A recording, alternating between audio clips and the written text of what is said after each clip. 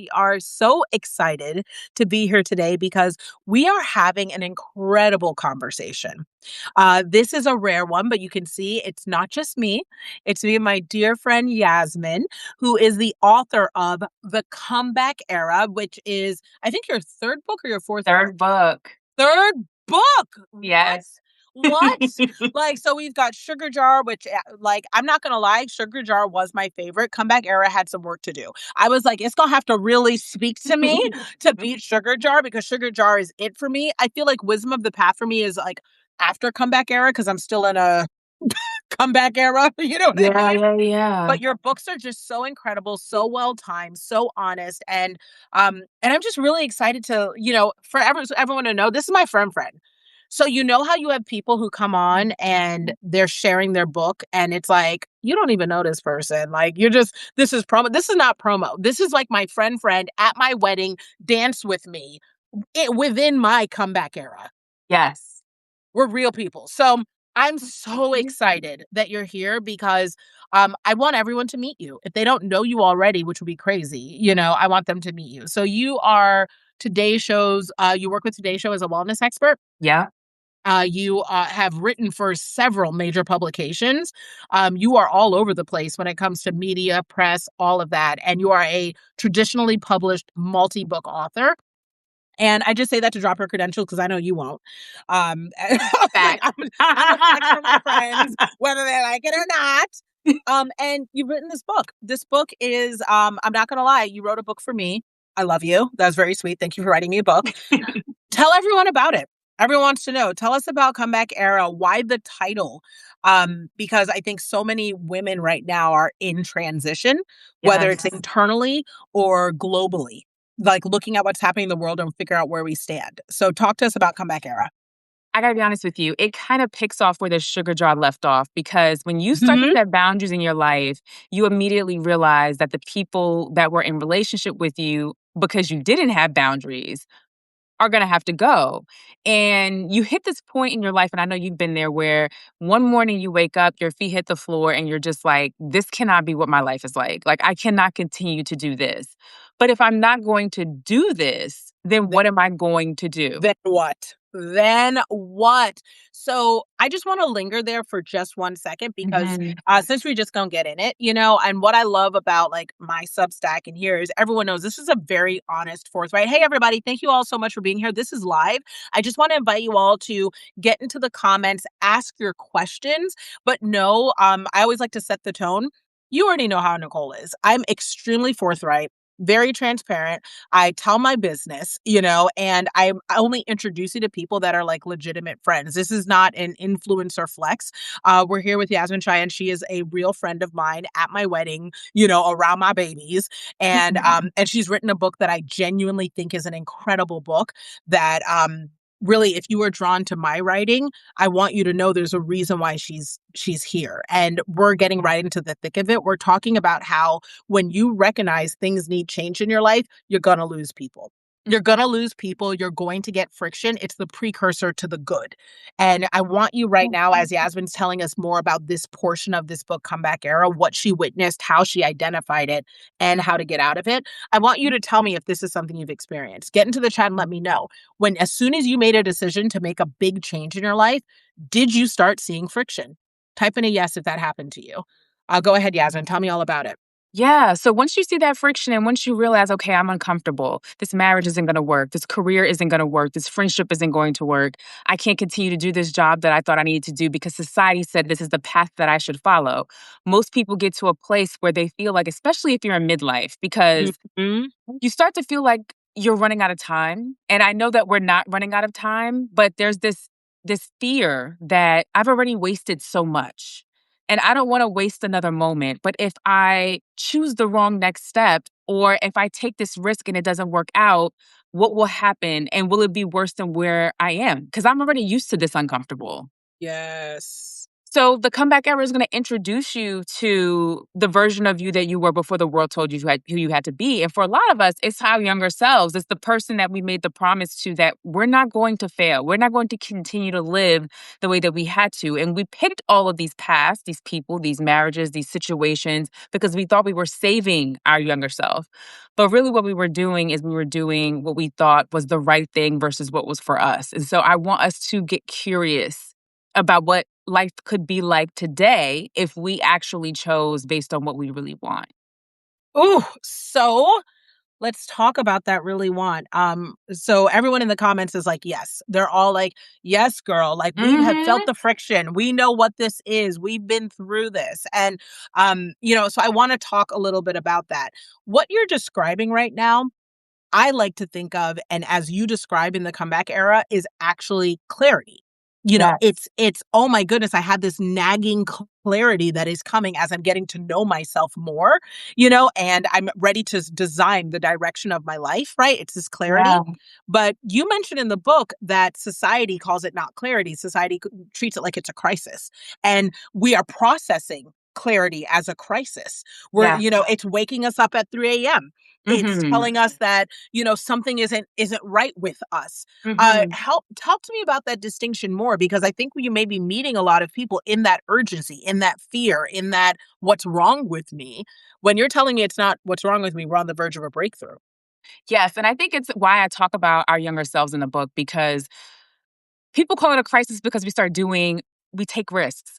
People like dye their hair, get the motorcycle. Like that's the kind of Yes. things that we associate with a midlife crisis. But Yep. also divorce, also leaving the job, also like we make decisions, but it's not the decision that we're making because we're 40 or we're 45. We've been knowing that we need to make this decision 10 years ago. And Yes. what I really also want us to think about when we think about that clarity that's coming up, it's also an opportunity for us to ask ourselves, how have I been betraying myself? There's a grief in that clarity. And the grief that comes from the clarity is what often makes us not want to make the decision that we know we need to make. Okay. So I just want to say for the record, I, I don't want to get teary about it because it's just the truth and it's just honest. But y'all, I like this is what I love. If you are seeing the direction of this conversation, you will understand why this book is something I recommend. It's because you cut right to it. Right. Mhm. And it feels uncomfortable. It feels Mhm. unsettling, right? Naming something that we're going through as a grief. I've talked about this in going through my own divorce. A lot of people are saying, like, Nicole, you are 3 years out, girl. Why are you even talking about all the things that have happened? Why are you even sharing, all of it? And I'm like, look, 3 years is how long it took me to That finish part. grieving that I stayed in something that, increasingly I realized why did I even there literally was a whole season of like, what who did I love the new me so much. I guess I've met myself and I love this Mhm. person so much. Why did I allow her to be treated that way? Yes. Why did I permit this?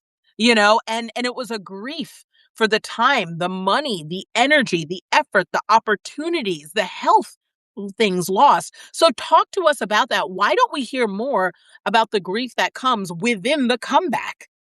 Because that would be, you know what, when you're at a party and somebody asks you, how are you doing? Like, how's it been? And we tell that like lie that helps us feel like we are, oh, everything's fine, or the kids are this, or we go into whatever conversation that helps us look great. We Ooh, got so caught. ooh, oh, I was checking, make sure my wig's still on. Keep the edges. Not the lie that helps us look great. Yes, Sis. the lie that makes the family look smooth. When we get so caught up in that story that the grief often catches us off guard. And usually the grief doesn't hit us until we are safe enough to process it. It doesn't hit us until we have left. So the idea that there would be some grief before you make the decision, no, it's once the decision has been made and then you're safe. Because we don't realize that there's so much anxiety, there's so much stress in staying in a situation that doesn't feel good. And we don't realize that there's so much transformation that can take place once we allow ourselves to face the hard feelings that we've been feeling, which is the grief, which is the sadness, which is the how do I move on from here piece. I think that that is an important distinction. And so, for those of you just jumping on and saying to yourself, like, what are we even talking about here? We're talking about what it looks like to be in a comeback era right? And how a comeback era is something that may not look like a comeback just yet, And so many people think you come out of divorce, you come out of the breakup, you come out of, the new job. So many people right now are transitioning Yes. jobs, and you're thinking, oh, okay, like I'm ready for my comeback era. Like what's happening? Why am I grieving?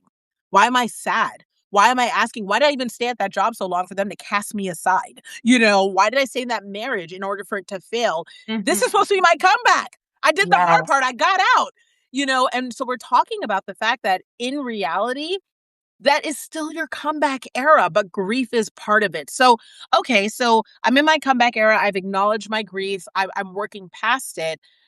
One, what comes next? How are we? Because I mean, you talked about the exploration. I'm not gonna lie, I changed up my wig. I was wearing Mhm. crop tops, and I was really trying to find like what do I like?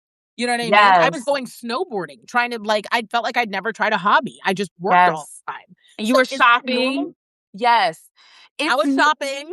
Yes. Because it's like, and I talk about this in the book, but it's an opportunity to reconnect with our younger selves. Young you would have just bought the coat.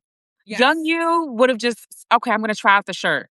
When we get older, we forget that we still have an opportunity to try new things. We still have an opportunity to see what would it feel like to do the thing that, yeah, this might not be permanent, but it might just be fun. Yeah. We lose so much of our joy in relationships that drain us. We lose our sense of self, like who we really could have developed into. And we're also grieving that. We're grieving the person that we could have been had we not met this person. Like now I have Yes. to unlearn who I am right now that I have had to become to keep everything together. And I have to try to release that and do something new. So, this is an opportunity for you to really reconnect with that younger self that is going to allow you to be free to do what you would have done had you not had somebody necessarily or a situation, a career holding you down or holding you back. I also just want to mention, too, that a lot of people are battling what people are going to say about the change you're going to make. Mhm. I've been divorced as well. I'm remarried, but that was the hardest part actually, the disappointment that I had to face on other people's faces, and it wasn't even a choice that they were going to have to make, and so They having weren't that even involved. They're not not even even involved, the don't even have thing, to live with them. And even and in this world now of parasocial relationships and social media, I'm really blessed. I have a community and so many of them are here right now. And I think you all understand. Like we just gonna have a keep it real girlfriends in the room moment. Y'all know that when I said when we went through the divorce. You see what I'm saying? Like we went through the divorce together. Okay.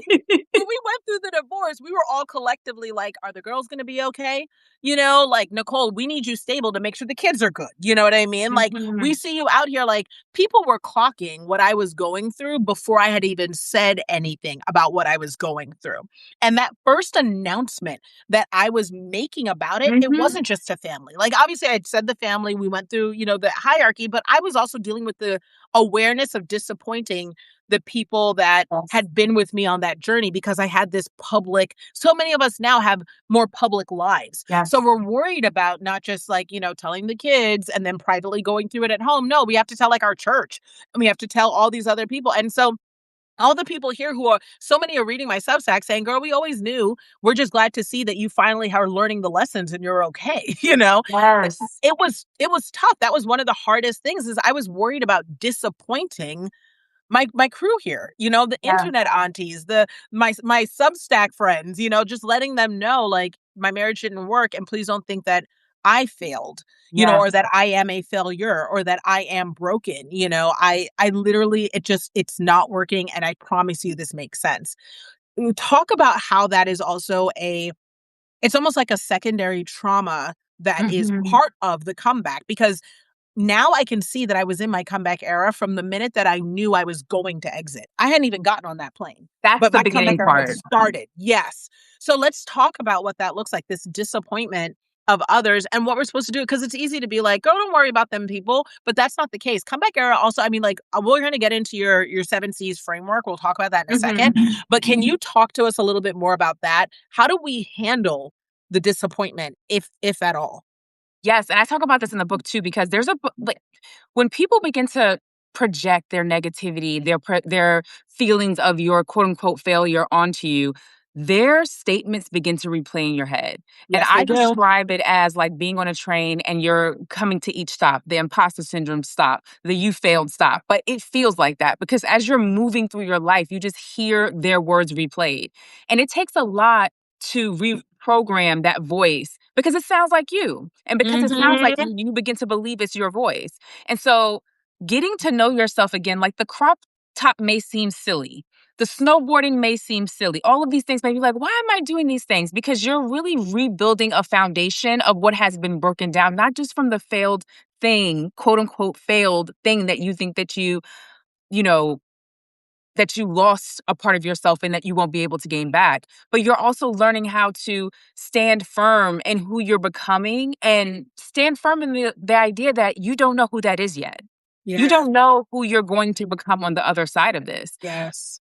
I also think it's really important to note that there's a strength that comes with quote unquote failing. I don't want to call it failing, but I also like to name things. And I talk about this in the book too. Sometimes we kind of tip around saying failure or mistake or this. I love those moments because every failure, mistake, opportunity that didn't work out is wisdom. And when we call it wisdom, then it's something that we want to carry with us. But when we call it failure, mistake, etc., then it looks like something that's negative. But we don't have wisdom without failure. We don't have wisdom without mistakes. And so Yeah. these moments that we have made, quote unquote, the wrong decision, it's an opportunity for us to bring it with us. But until we name it, until we look at it in the face, it's kind of hard for us to actually absorb what we need to bring with it. And those are the moments that actually become the voice that plays in your head and drowns out the negativity. So the hard answer is that we have to look at the thing that we don't wanna look at, because when I know you can talk to this, but when you walk away from that relationship, the last thing you wanna do is look back. You just want to look forward. Nobody walks away if they think Yes. that they're ever gonna have to go back because it takes so much, and I just wanna turn to my crew here because there's a reason we're all in this room. I'm a big Mhm. believer about that. How many of you, if you're comfortable sharing, have walked away from something that by all other respects, people from the outside may not even understand, right? But Mhm. you walked away because you knew it did not serve you. Mhm. It's almost a harder like, I don't wanna, like, play suffering Olympics, but it's a hard place to be when you don't have a clear cut, a socially acceptable reason for why it's not good, Yes. and I think Comeback Era addresses this really, really well. Sometimes it is listening to the little you, as you call it, Yes. right? It's not just, like, it's awful to hear, but we're gonna keep it real. When I got divorced, people are like, "What do you mean? He didn't beat you?" What, like you're a Christian, you're supposed to stay in it longer. Oh, Ah, you guys have money. It should work anyways. You have kids. Why aren't you staying for the kids? Or another one I heard was, did you just get too good for him? And or even jobs. You have a six-figure job. Why would you quit that job? You have benefits. Why would you do that? And Dana nailed it. That is a low bar. that And part. so let's talk about that with comeback era. Let's get into the redefinition of self because, you're rediscovering, you're trying things, you're trying to connect with a little you, but there's something that happens that is part of this comeback process where you meet another version of yourself and everything you're doing as you describe it has to like honor and match up with that version. Otherwise, that friction is going to come. So talk to us Yes. about that more about like discovering your new self and then how to honor and listen to and apply things that creates a path towards that. Yes, and I do this throughout the book because I think, first of all, we're doing small steps. Mhm. Every single opportunity for you to look at yourself or pour into yourself in the book is a very small step. And the reason why I choose that is because you already just overhauled your own life. The Yeah. last thing that you need is something that is going to tear you apart. And so, for example, I have this one here in the beginning of the book, and it's called a come back to yourself moment. And it says, for 1 week, while you're brushing your teeth, so we are habit stacking in the evening, think about how you spent your time that day and ask yourself, if I had the power to change one thing about just today, what would I shift? If I had the power to do one thing all day today, what would it be? And I know that that seems like an everyday question that's really not that big of a deal, but you'll be surprised how those kinds of internal questions land within you after you've made the decision to make a big transformation. And it is through self conversation because everybody's going to have an opinion to tell you this is what you should do. When I got divorced, when I left my job, when I was 45, everybody's going to want to tell you. You're going to have those conversations with yourself. And those conversations with yourself are the conversation you're going to be bringing with you to church to marinate on when you're listening to, In the praise car, and worship in the everywhere. car with your Yes. therapist. The getting to know yourself again is going to be a slow process. As Nicole was just sharing, she's just writing about this now. It's been 3 years. She got a baby that's A reading. whole baby. I'm whole Mary. Like, and literally, but this is addressing comeback era too, because some people will then say, "How are you moving into the new thing simultaneously while discovering?" Understand that the new thing is helping me discover. And Yes, so you talk about the importance of like moving and learning at the same time. Can you yes, expand on that a little bit? That it isn't a sit and wait until I am better before I go on. Can you talk about that? Because I think you really yes. always illustrate that well. A lot of people will think I have to get my the one phrase I want us to throw out is get myself together. There is no getting of yourself together. You have to be able to bring the pieces that you are learning with you as you begin to move forward. And so, okay, I know that I'm going through this divorce. I don't know what I want yet, but I'm willing to get curious about what partner I want to be. I'm bringing this part with me. And the thing that you'll realize too as you begin to get closer to what you want to be, whether it's the job, the partner, whatever, as you create safety within yourself and within your relationships, you're not in the relationships with no boundaries. You're not in the career that's draining you. You're going to the friends and the get togethers that help to fill you. When your nervous system resets, when the dysregulation and overwhelm begins to ease, that's when you're finally able to look back. You can't look back when you're anxious and when you're nervous and when you're overwhelmed and walking on eggshells in your own house. You're on alert. You're trying to save yourself, your kids, your family. Once you rest and put your shoulders down, then all of those questions come up. And so, having, like using you as an example, Nicole, Mhm. having a husband that keeps you safe, having your children be safe, having your home be a place where you can rest is the reason why you can The finally work. do this. It's It's the the work. work. It's the work.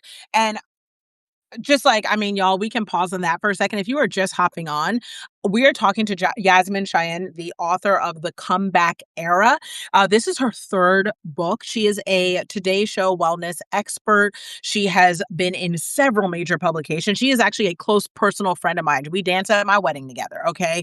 That is absolutely how much I trust this woman to be in our space and to speak into our hearts.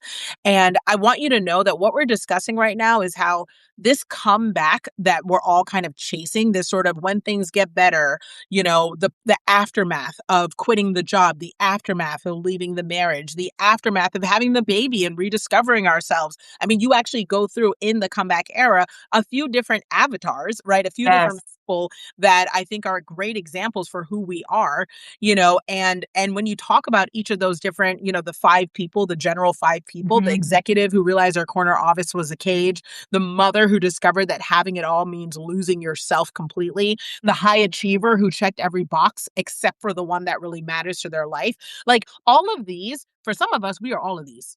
we Yes. are we are all of these. Hello. Hello, hello, it's me, right?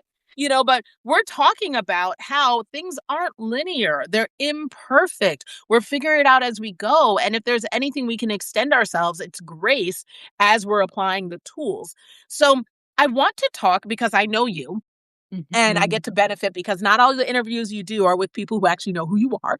So, as a friend, I want to talk about what people aren't seeing, your inspiration behind writing this book. Okay. So Yes. I know some of the behind the scenes. I know that you've been doing your own personal journey because writing a book takes it out of you, but also we're both corporate background. We've done some of these things like pivoting the career and all that. Yes. Girl, being on your own comeback era, you know, figuring out your own stuff. You have kids, chasing your goals. You're doing big things like writing a book. And I think a lot of people type in a one if you have any desire to write a book, or if you know that you Mhm. have a message you'd love to bring to the world someday, even if you don't know how, right? Mhm. You know, you've managed to put so much of what you've learned into this book and what you've witnessed. How was that for you? Is it scary? Do you feel exposed? Are you nervous about it? Because publishing is a dream, but it's not easy to write this type of thing and put it out there knowing that you're kind of turning a light on yourself. So talk to Listen, us about it. I've How you always doing? been very strategic in not turning the light on Yes, you myself. have. That's what I was about to say. I was And like, you told me years ago, look, so we're gonna talk about it. you know, it's been very hard.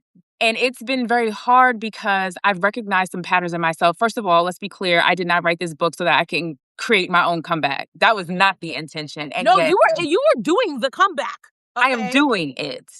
And it is I'm a recovering perfectionist. If you're a recovering perfectionist, shout out to you. And I'm learning how to allow myself to be someone who makes mistakes, be someone who struggles, but I've not been someone who would share it publicly. And I felt I'm very authentic. I don't like to hide. And I knew that I could not actually sell this book and talk about this book and promote this book as something that's going to help people change their lives without also being honest about how it's changed mine in this moment. And, a few days ago, I got online and shared a very vulnerable post with my community online, probably the most vulnerable thing that I've ever shared about my own struggles with just, am I doing enough? Am I enough? And hearing that voice play within my own head that's constantly telling me, like, I'm not doing what I'm supposed to be doing because based on whatever standard that society has given me. And one of the things that I have learned from this writing and from this story that I'm bringing into my own life is the power of vulnerability, the power of telling people what you need, the power of showing up for yourself without having all of the pieces of, once I say this, what's going to happen afterwards? You have to just be willing to take that small step that's going to get you just that little bit further without knowing how it's going to turn out. But I think also what I've learned is the power and the comeback of falling apart, of hitting the ground and allowing everything to just be a mess and not know who's going to help you clean it up. And to just trust that being on the bathroom floor is exactly where you need to be in this moment. And that is going to be the thing that propels you into what you want to do moving forward. I don't think I could have said this well if I wasn't going to allow myself to experience it in this way. And I'm grateful for that because it's going to allow me to see you. It's different than the preaching. It's different than the people who say That follow these 10 steps if they're not on the floor with you, you know? And so I'm really allowing myself. I mean, I'm about to go on tour next week, and if I could, I would cancel just because my life is lifing right now. You Yes, know well, what and I also mean? tired, and, like, what people don't know about launching a book is it takes so much out of you, So much. because you really are a team of one, and the last thing, like, that you think of after doing all the press and media is not me having to get on planes. People don't know that when you do a tour, you do an event, and you go to bed at maybe 10 o'clock at night after the event, and you wake up for a 3 a.m. flight to the next city so that you can be ready to go. So, I mean, you've got a lot that you're about to do. I get to see you, obviously, which I'm very excited about here in LA. So for those of you who are in the California area and you want to see us, we are, if you purchase your book through Reparations Club online, we are actually going to be there live. Mhm. Having a discussion, but there are gems out of every single discussion, but Mhm. we will be talking about this live in person on May 14th. I'm going to drop the link. But if you go to reparationsclub.com, and it's a small business too, Black owned, Yep. women business. If you buy your book through them, you can actually see us. So I've dropped the link here, but of course, if you go to their site, click events, you can see us in person having this conversation. But you're getting ready to go on this tour. Yes. And it is part of, I guess, the whole comeback process and doing things scared and stepping in. If you go through your framework, what part of the framework do you think is really helping you step up and do the scary thing, that you think everyone here, because so many people just said in the comments that they have a book, they have a story to tell, Yes. they have Yes. lessons to share. Talk to us about this 7C framework and what elements of it you think really people can extract and apply maybe even today so that they can do the Yes. big scary thing. Yeah, so there's 7 Cs, and I kind of realized that, as you choose something that brings you a sense of purpose or meaning. I like meaning better.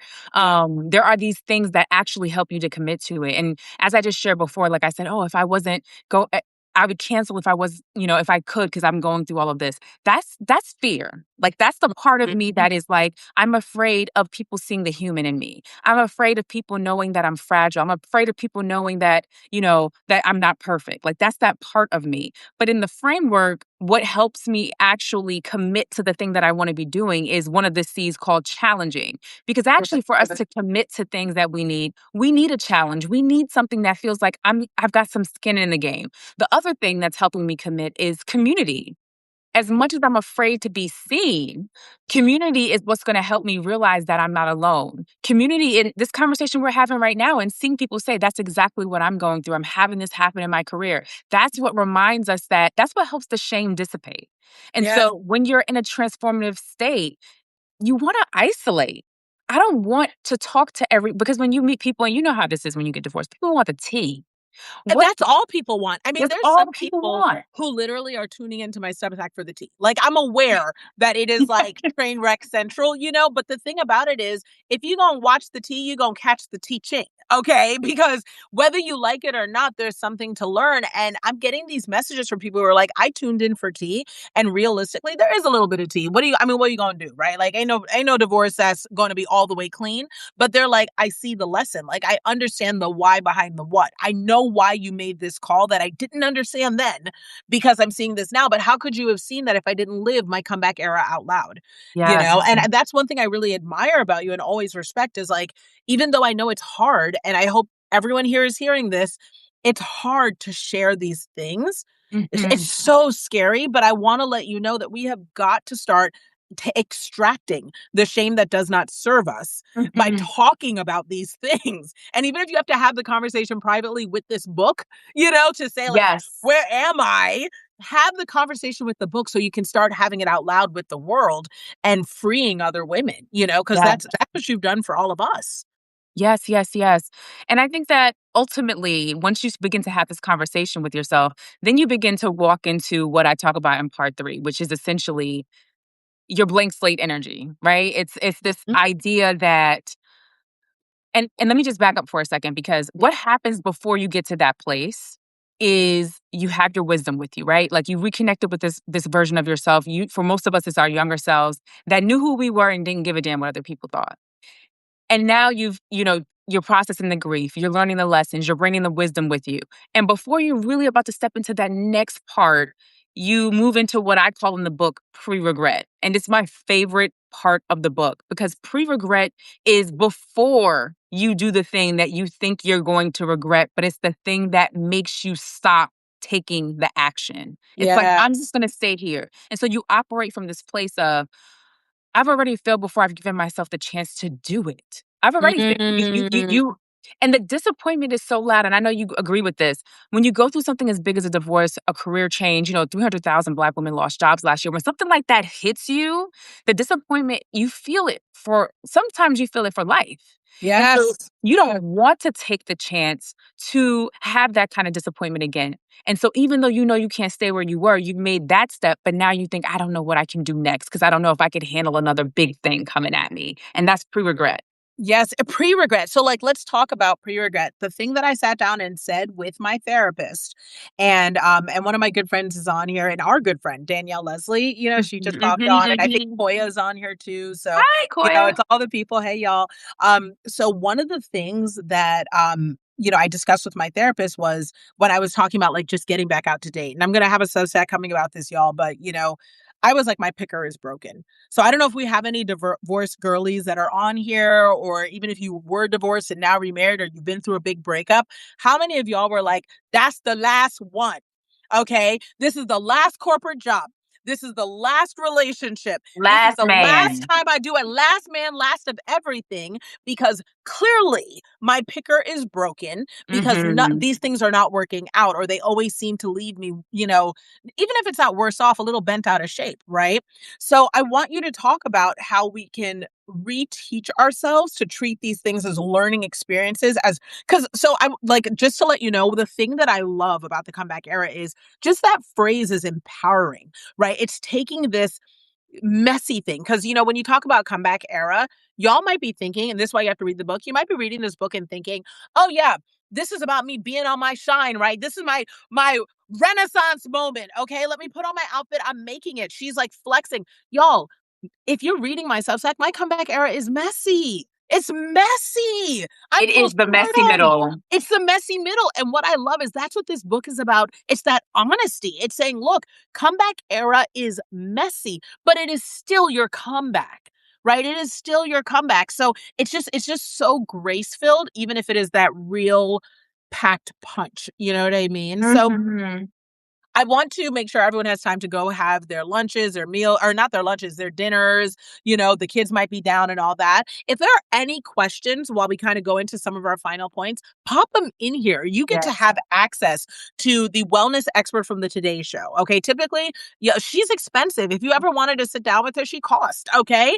Ask your questions. What does a comeback look like? What do you advise? If you're in a situation, you're saying to yourself, how could I get that help? Yasmine is here for us, right? Mhm. So I sat down with my therapist and I said, my picker's broken.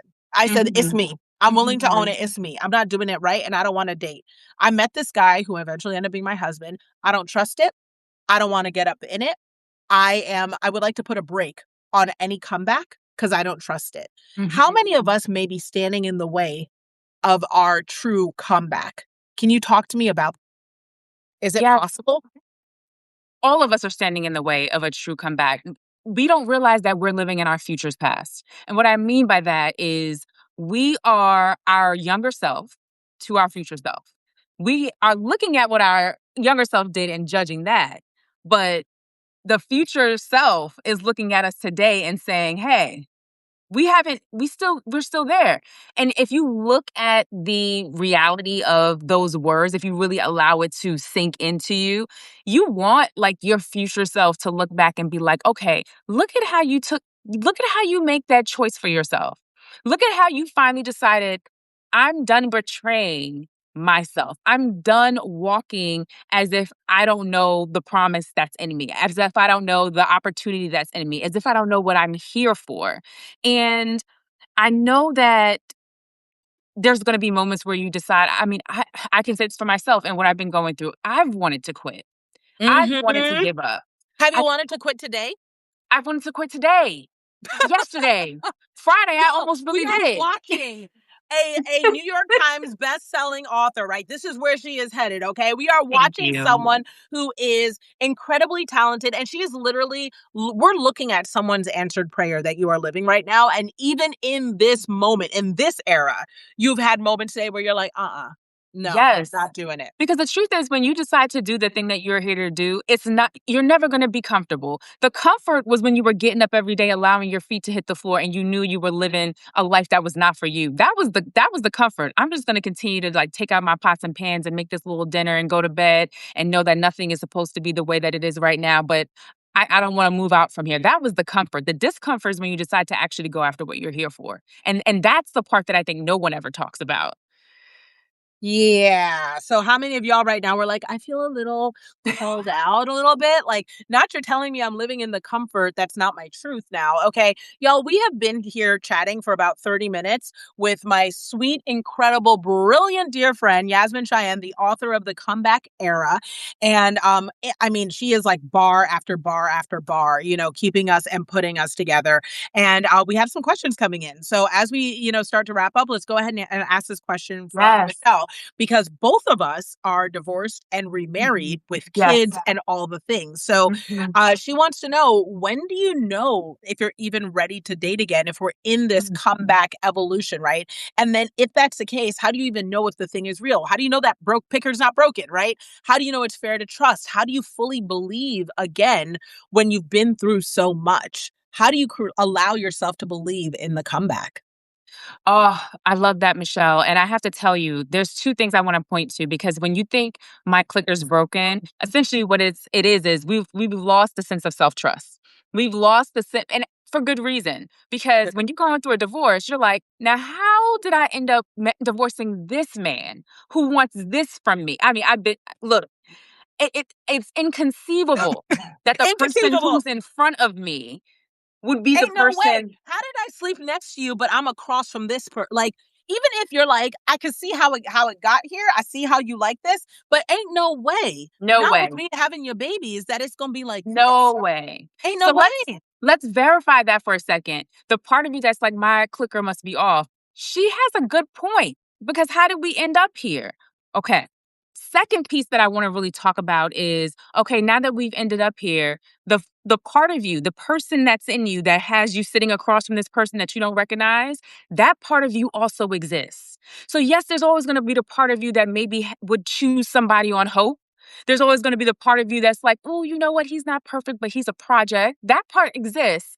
We need to learn to listen to the voice that's like, and no, we're going to be signing these papers. That voice Yeah. has to become a little bit louder. And so, to answer your question, how would you know that you're ready to date? How loud is that voice within you right now?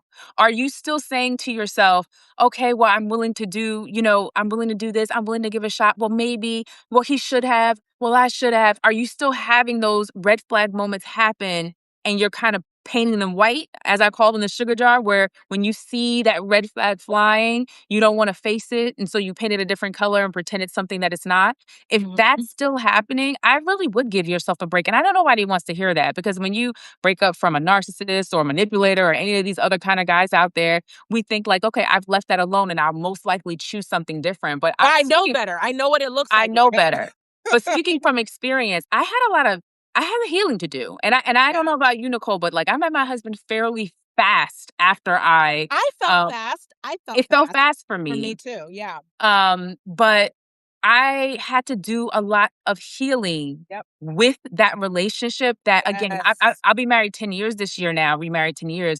But looking back, had I taken just a little bit more time and let him just romance me while I was going to I therapy. don't even girl, I don't even feel like I enjoyed the way I could have enjoyed the Yeah. first couple year of it because, like, I was still so like, "Is it real? Is it real? Is it safe? Is it Yes. like, not you being kind, not you being safe, not you being loving. Is it what do you really want? What is this really about? Are you just trying to make me work? Do you just want Yes. like, I just so much of that other stuff. And mind you, that was like a year plus after going through Mhm. so much healing. I'm not talking to anyone. Like I was so traumatized that I couldn't let Yes. myself. And I think that's a good question that, what that came up here was, how do we know it's not just boredom? You know what I mean? And we're Mhm. just happy to have our distraction trigger by this relationship, you know what I mean, like or I'm just doing what I'm expecting people to do the next relationship. How do we know this is something we genuinely want and we're not just itching for a comeback? Yes. Well, is that in terms of should I get divorced or in terms of should I date? I think that's in terms of should I date again? You know what Because I if mean? it's Like in terms if of it's should some or something new, you know what I mean? Like some people, right. listen, let's keep it real, y'all. All of y'all here, some of y'all go back to the corporate job because you feel like you're supposed to work, but you have no desire to do corporate. And you've always wanted to be like, look, I don't care if I'm an accountant. I'm trying to launch my little cafe. You Yes. don't even do the thing you want to do because you feel like you're supposed to, or you're just bored, or you're just lonely. It's like a relationship. So how do we Mhm. distinguish that part? So the boardroom, I just want to answer that question really quickly. When you are bored, you usually do things that fill your time. They don't fill you though. So if you are bored, if you are bored and you are just doing random things, but you're not feeling full, for example, Netflix, Instagram, TikTok, Chick-fil-A, if you're doing all of those things and they taste good and it sounds good and it looks good, but you still feel like there's something missing, then you know that's a boardroom thing. If you're doing all of those things, if you're in the pot of your class, if you're sitting down to write and doing all of those then you know it's a filling. And so I really want us to just compassionate honesty is something that I really want us to bring with us. Compassionate meaning we're not here to tear ourselves apart. That's right. Honesty in that we know exactly what the truth is sometimes that we don't want to admit to ourselves. And that's the hard work about this too in the comeback era because it's hard to lie to yourself. When you're vulnerable, when you've gotten divorced, when you've left the job, when you've done a thing, you are raw. It's hard to lie to Yes. yourself in that state. It's Yes. hard to pretend to be someone else in that state. That's so good. And I think that, kind of tying into, because Dana mentioned this as well, like type in a one if you're like a high capacity woman, meaning we don't want to be working. We're accidental breadwinners, right? Like we love work, but we don't want to be working at the volume, we're working, or we want the choice to put it down. I think that a lot of y'all are going to type a one on that one, right? Where it's like, I just work a lot because I have these obligations, Yes. and I'm fortunate, maybe, if you're lucky, to do the type of work that you don't mind doing. But it's like, I just need a chance to put it down. That's all it is. I didn't sign up for all this. And I Mhm. think that, Elliptica asked a question about that. Right now, I'm in my comeback era, but I'm creating and I'm posting and it brings me joy. But is any of this avoiding, maybe? Is any of this healing? Because some of us are so dang busy that, like, Yes. are we distracting from our healing with busy work? Some of us are distracting from our healing work with busy work, because we need a damn break. Heal Healing was never supposed to be something that we do 24/7 the way we do right now. I don't know how we got into the mode of Self-care, soft life, all this stuff. I was like, who is funding this? Please. How many of y'all, let's listen. keep it real, we're women of a certain age. Y'all, I be looking like, who's paying for all this? Who's paying for you to lay out and get these massages and facials 24/7? And as someone who understands business and numbers, I know for a fact the math ain't mathin'. You laid out No. 24/7, sis. That's not it. What is It it giving? it's giving, the credit card, points that you get when you first sign up. Because listen, and I just saw somebody saying there, like, I wanna do what I wanna do full time. Like, I wanna be doing what I love full time. And I think there's the beauty of taking your time and finding your way to what you want and not rushing, whether Yeah. it's dating, career, relationship, whatever it is that you don't have to now live in regret because you took your Yes. time. So you can Yes. live in that phase of, I learned what it looks like when I move fast. I learned what it looks like when I know this isn't going to work, but I don't want to call off the wedding because everybody's already here. I learned what it looks like when I sign the acceptance letter because I'm too afraid to do the thing that no one thinks I should do. What will it look like for me to do what I want in a slow and steady way that allows Yeah. me to finally, because Yes. I just want to mention this. If you have grown in a way where you have lived in scarcity, where you have been in struggle, you're wired for hustle, it takes you Ooh. a while to learn how to hold. And so, like what Nicole and I are talking about, when you finally start dating someone who shows up for you in the way that you're supposed to be, and you marry someone who shows up for you in that way, you don't have a big container for holding that kind of love. You have to learn how to grow Yeah. that kind of container that can hold that kind of love. The same thing happens for your relationships. The same thing happens for money, to be honest, and every kind of other thing. And so, allow yourself, you don't want to be a lottery winner when it comes to your romantic relationship where you get the love and then you can't hold it, so it just spills out. You spend it before you can even have an opportunity to enjoy it. You want to be able to hold it and believe that you deserve what's coming your way. Yeah. And we got to Yeah. give ourselves the time to build that kind of capacity. Oh, that's so good. But what I love about that example, that picture of it all is, we're not saying we have to reject it. We're not saying we don't No. get any of it. We're saying, look, we are building and working and stretching to have Yep. capacity to hold it all. And it's also why, we talked about how we both met our current husbands, what felt quick for us. But one of the things I said it to my therapist, I was like, I don't know how, I feel like, shouldn't I be, after being in the type of marriage I was in for as long as I am, should I be, like, laid out for like 5 years? You know what I mean? Shouldn't I be, like, all the way done with the paperwork? My divorce took 4 years. I was like, shouldn't I be all the way done, before I How soon what how when was your marriage really over though? Because for most of us it's over. don't it's make me run. This room is small, girl. I can't it's do over seconds. 3 years before you actually. Stop with the math. Stop with the numbers. So let me, and y'all, she's asking questions she knows the answers to, first of all. So this isn't fair. This is what happens when you do stuff with your friends. They be like, now you go tell your business. So no, realistically, that's the truth. That is For me 100% the truth. too. That is what my therapist said to me. She said, the reason it feels like you're moving on fast is because you had already started your comeback era in the marriage when you weren't already being intimate, which I've talked about this publicly already, 3 years into it, when you were already saying, look, I'm going to work on my fitness because I matter. I'm going to change my diet because I matter. I'm going to start pursuing things without asking for permission because I Mhm. matter. When I'm going to start launching this line of business, I'm going to start doing things. I was already 3 to 5 years into the exit within the marriage, even while doing couples therapy, because understand that the me that exists today was the one who had to do the couples therapy. Yes. Because if he wasn't on board with that person, then we wouldn't have worked because the other person was gone, which is how we started this conversation.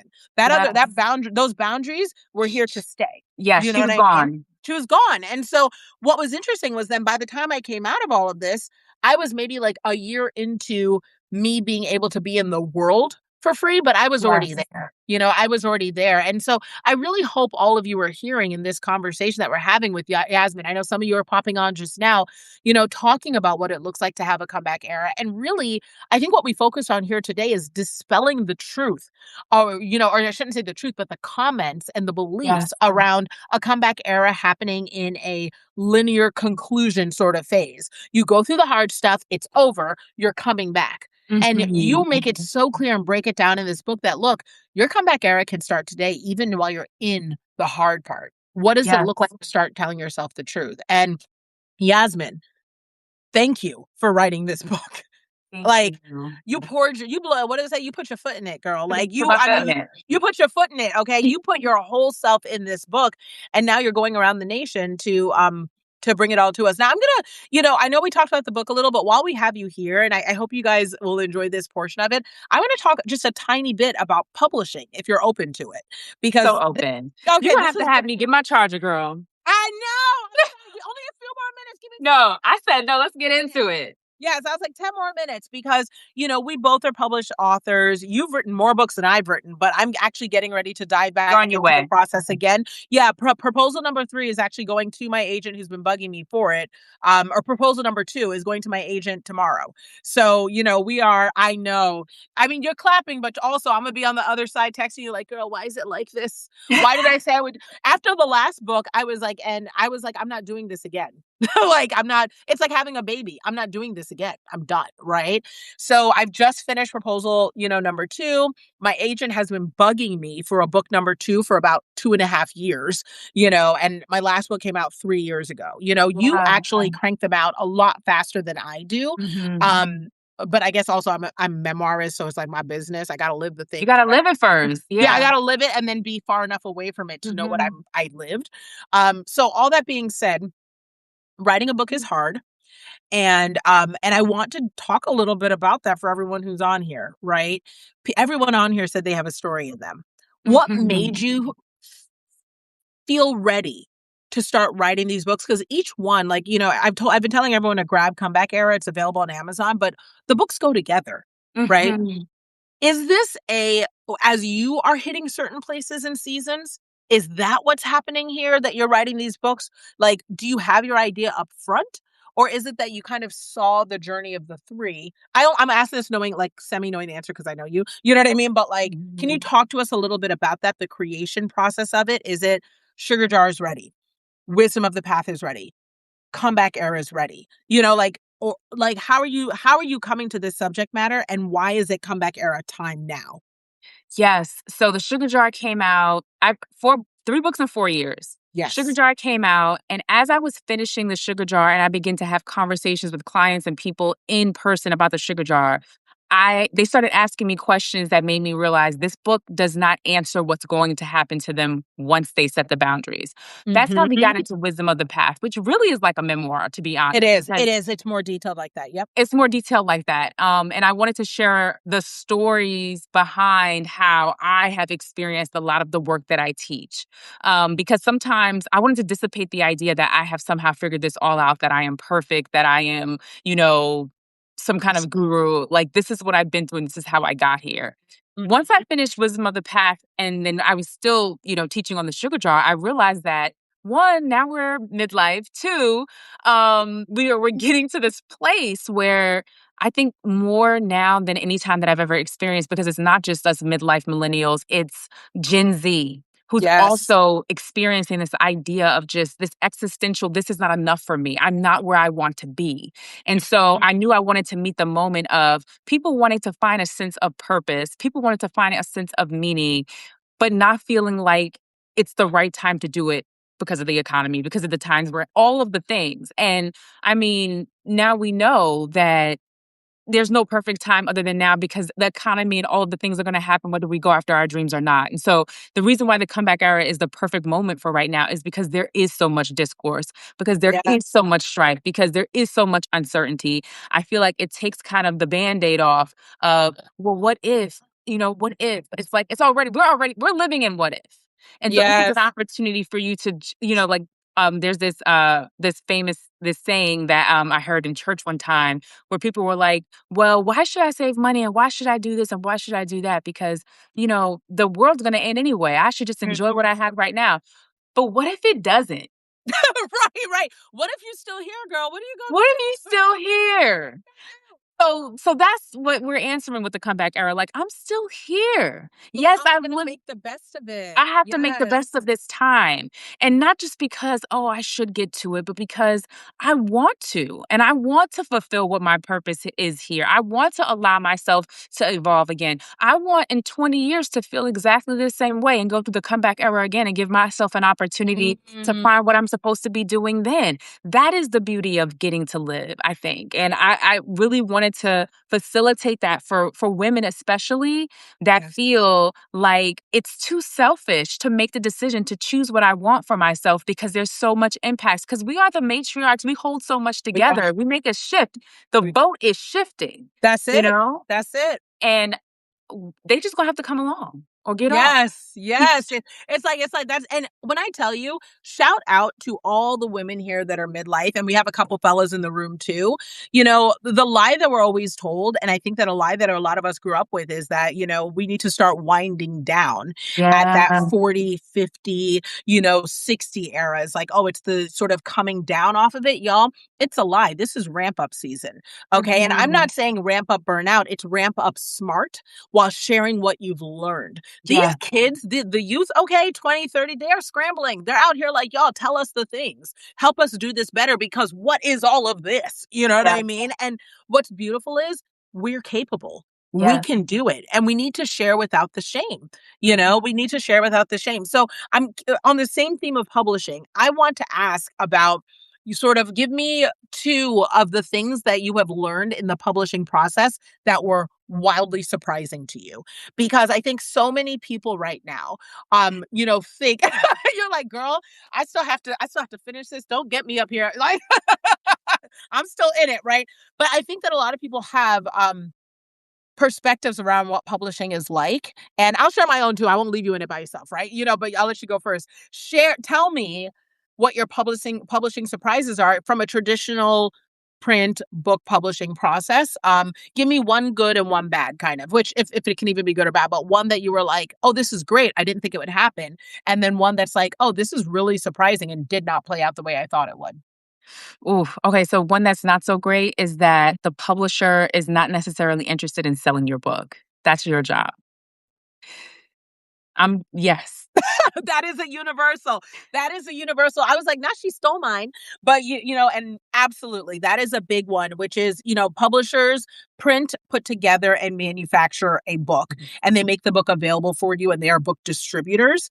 But Yes. get them into hands that is on you, and with whatever resources Yes. you have, both financial, energetically, effort wise, it is up to you to get your book into people's hands. So, I don't know what that looks My like light for you, done but went I out. was no, you look good though still. You still look good. Lighting is still good. You look good. But it's like, people don't know, but in order for me to have my New York Times bestselling book, between additional costs for tour, makeup, photo shoots, team, hair, wigs, marketing team, press, PR, Don't even get started with the PR. I mean, the 250,000, sis, list. out of pocket. It's not a game, and I think the good thing that I would have to share is you really have to decide what you want this to be for yourself and really That's make right. this what you want for yourself That's right. because you have to decide. Disha, our mutual friend Yes. Disha, said Yeah. this. Do you want this to be a marketing book or do you want this to be a book that you just put into hands? Is this something that you're using to speak or is this something that you're using to do, something else with it? Because I think that people have an understanding that when you write a book that you're going to that the goal is to hit the list. The most books will never even come Ever. close. You're lucky if you sell 1,000 Yes, books. the average person sells 1,000, and we're talking about traditionally published, Yes.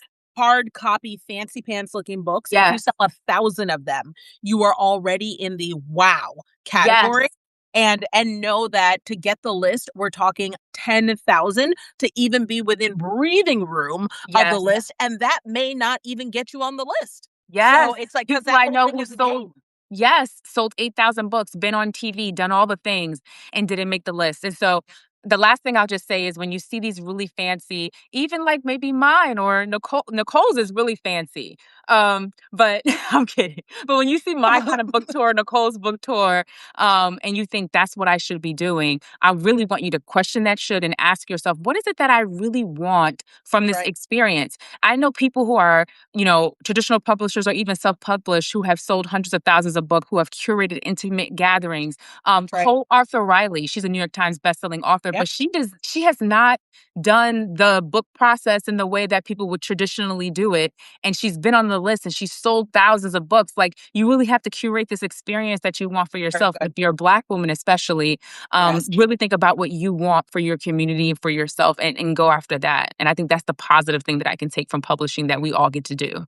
Yes, I think that what I love about your answer is that it actually ties in with comeback era.